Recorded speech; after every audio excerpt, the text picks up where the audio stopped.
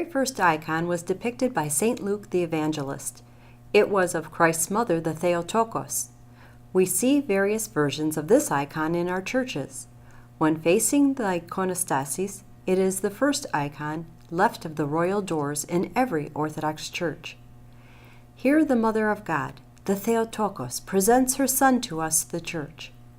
It is also a snapshot of her offering him at the temple to Simeon 40 days after his birth.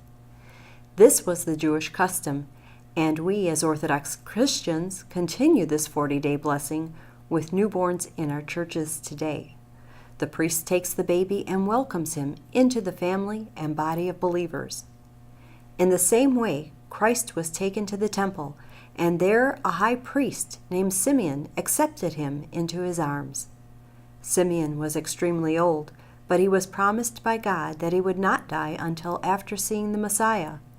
So he waited faithfully for many, many years, until one day, behold, Christ Jesus, brought by the Virgin Mary and Saint Joseph, entered the temple. Simeon knew right away who he was seeing, and he exclaimed, "Lord, now let your servant depart in peace according to your word. For my eyes have seen your salvation, which you have prepared for all people, a light to bring revelation to the Gentiles, and the glory of your people Israel." He was ready to die now. His life was complete. Also present and depicted in the icon is Anna, the prophetess, who upon seeing the baby Jesus spoke of him to all who looked for redemption in Jerusalem and for the salvation of the world. Simeon knew the promise to him had been fulfilled, and the King of glory had come for all people, Jews and Gentiles. This baby was the one the entire Jewish people had been waiting for from the beginning of time. But he knows more than that this baby is the Messiah to come to save the entire world.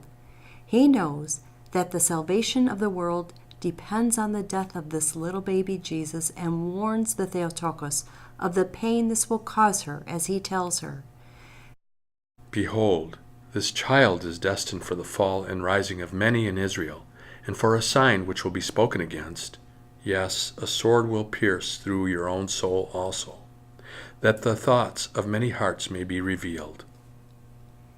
It is in this way that we have both a God who shares and understands our pains and our sorrows, and a mother to all of us who has witnessed and felt the pain of that tragedy of losing a child.